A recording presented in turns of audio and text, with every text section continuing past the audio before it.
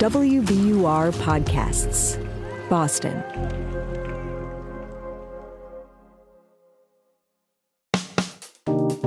I'm Daryl C. Murphy, and you're listening to The Comment.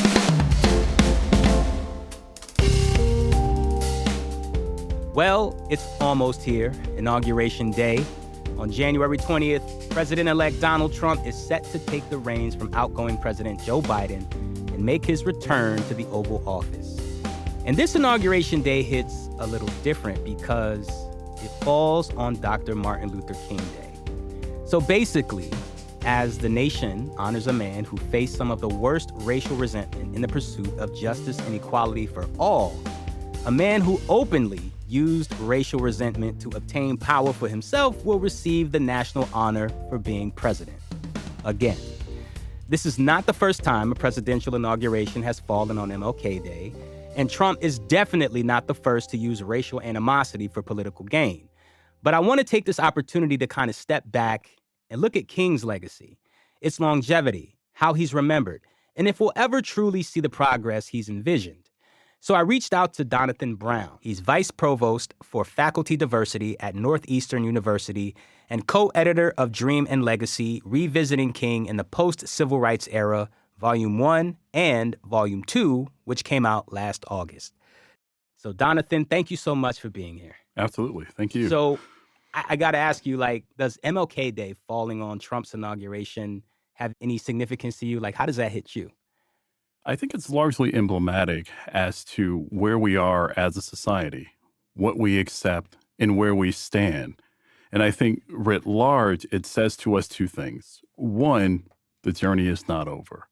And two, and perhaps more importantly, the work is not yet done. So when I think about this day in its totality, as we zoom out and make these reflections, those are my initial thoughts as to where we are. Mm-hmm. And when you say the journey is not over, say more there. Yeah. So we think about King's legacy and thinking about his journey toward the full emancipation of African Americans, thinking about King's journey with respect to the full absorption and incorporation of African Americans. We look at this legally, politically, and otherwise, and we know there is still more room to go. There are still more battles to be fought and won if we are to truly materialize King's dream and the manner in which he informed and approached his legacy. Mm-hmm. And, part of that is how we talk about King, right? And I guess I want to take this opportunity to play a couple clips made during Trump's campaign. Here's Donald Trump comparing his January 6th crowd to the crowd from the March on Washington, where MLK made his I Have a Dream speech. And they said he had 1 million people, but I had 25,000 people. But when you look at the exact same picture, and everything's the same because it was the fountains, the whole thing, all the way back to from Lincoln to Washington, and you look at it, and you look at the picture of his crowd, my crowd, we actually had more people. They said I had 25,000, and he had 1 million people, and I'm okay with it because I liked Dr. Martin Luther King. And here is Trump stumping for then North Carolina gubernatorial candidate Mark Robinson before he faced allegations for salacious posts on a porn site. I told that to Mark. I said, I think you're better than Martin Luther King. I think you are Martin Luther King times 2. And he looked at me, and I wasn't sure, was he angry because that's a terrible thing to say, or was he complimented? I have never figured it out. I guess I play these two examples of Trump making these statements because I'm curious to know about how King's legacy has been minimized as this character of colorblindedness, something that's almost not quite taken as serious. So to the point where, the current president, right, can make those statements and it's just not a big deal. Talk about just the way we talk about King as a nation. Yeah, I think in this sense, and like many others, our public memory is short. We oftentimes suffer from historical amnesia when thinking about things that are in the immediate or even further afield with respect to time. And as we think about King, one of the things that we see all too often is a very surface level reading of King. a commemoration of King that on its face and at its core is surface level. That I see as a problem. It does little to nothing than placate for 24 hours, in my opinion, window dressing for that one tweet, that one post, that one moment in time in which we will soon forget as soon as the clock turns midnight. And so for me, it's just something that we do because others are doing it.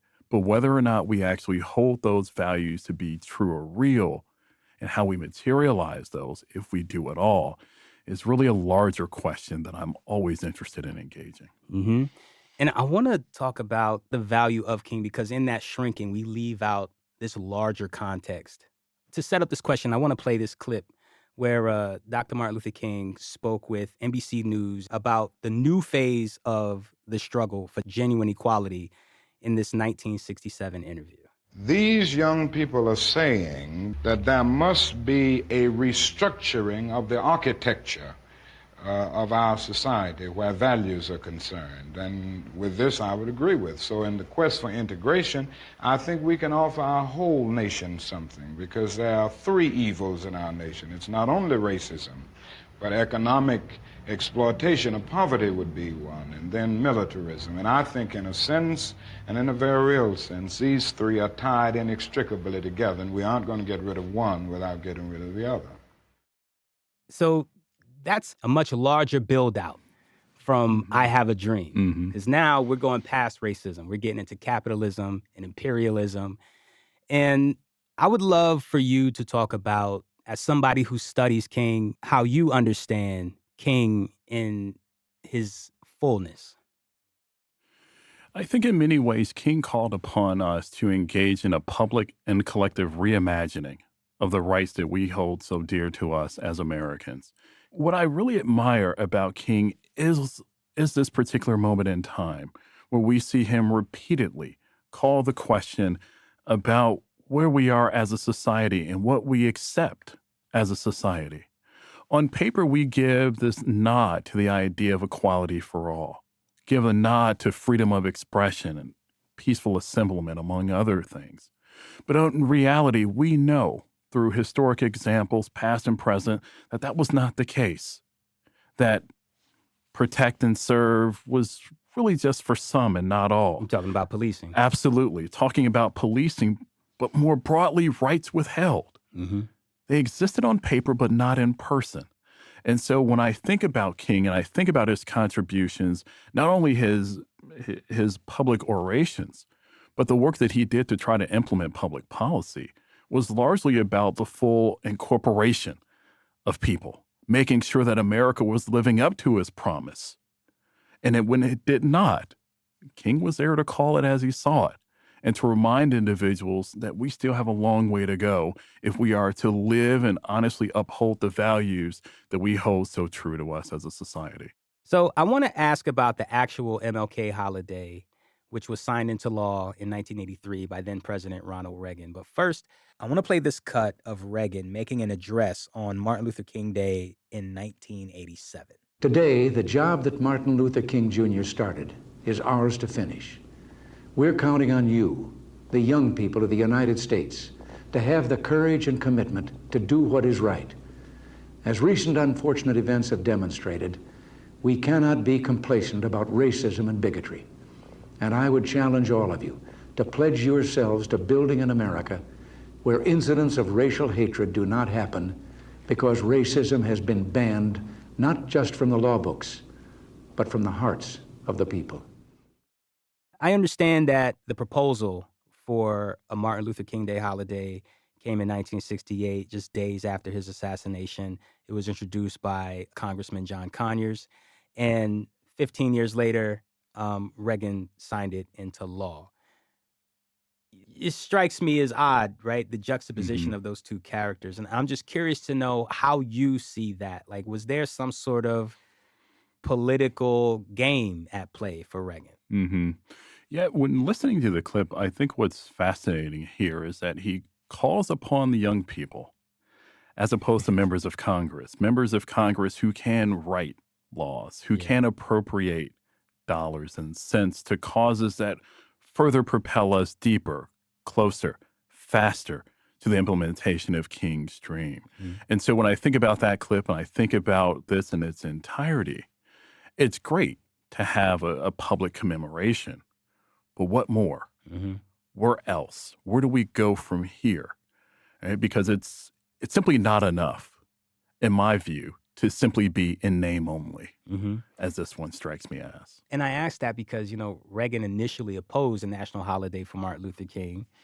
He also opposed the civil rights legislation, So, was this just an opportunity for him to get some political inroads with some constituents he may not have had?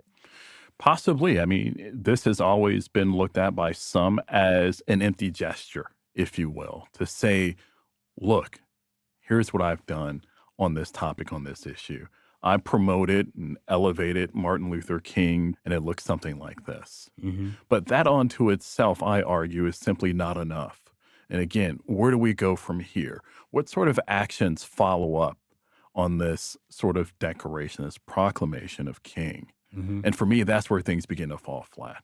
I would love to get your thoughts on the Embrace Monument on Boston Common. What are your thoughts on this monument that was meant to highlight the relationship between MLK and Boston? He lived in this city while he went to Boston University. This is the city where he met Coretta Scott King. I would just love to know, do you think the city's recognition of King is sufficient? Yeah, when I think about defining what is and what is sufficient, I know that it is subjective at its core. Yeah. I think public commemorations can be a great way, a great space to honor and remind us about someone who fought for something on behalf of the betterment for all. And I think our conversation at hand, the monument at hand, really speaks to that. But as I say, my goal is to ensure that these monuments, these commemorations do not live onto themselves, that they are perhaps supported by a nonprofit that seeks ways to infuse a legacy, a dream, into the way in which we see, feel, and experience our daily lives. And so if we come to that point of that being into existence, all the better. But a monument or a commemoration unto itself without sufficient follow-up, funding, or otherwise support in that moment in time, I question. So, Donathan, I feel like this is a good time to take a break. So we're going to do that, and we'll be right back very shortly.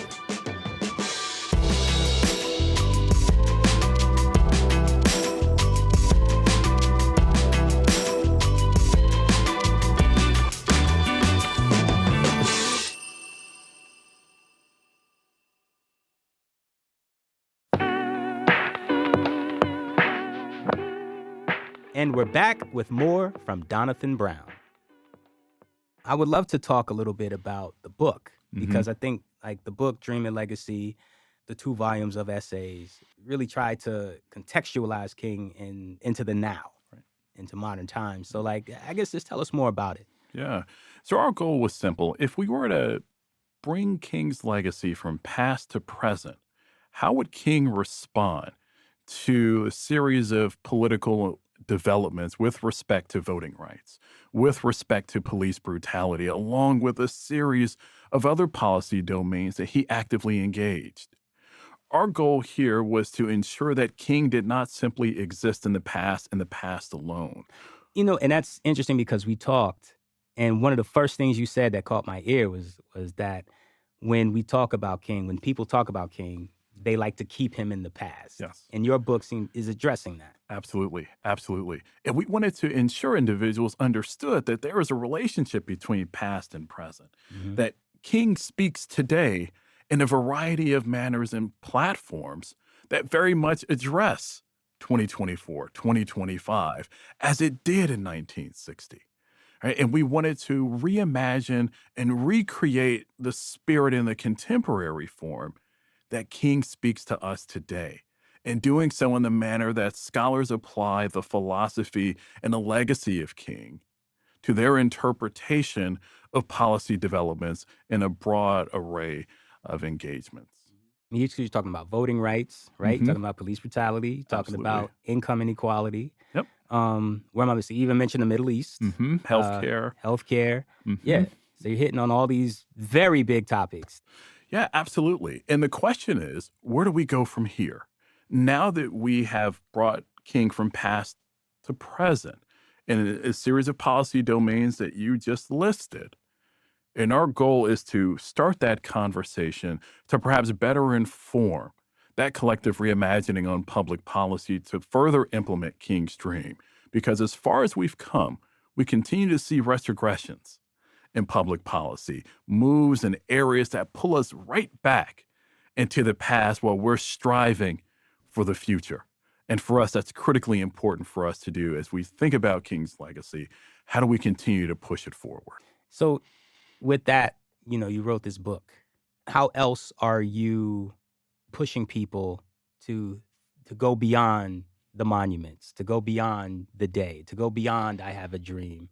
What else are you doing to push that forward? Yeah, I think it begins with conversations like this, getting individuals to move beyond the surface level public remembering of King. I would love individuals to read the speeches in their entirety.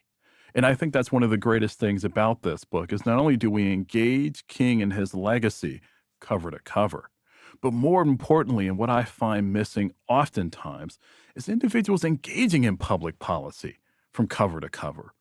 What's actually in this particular bill? Right? Because we see a lot of things happen in plain view.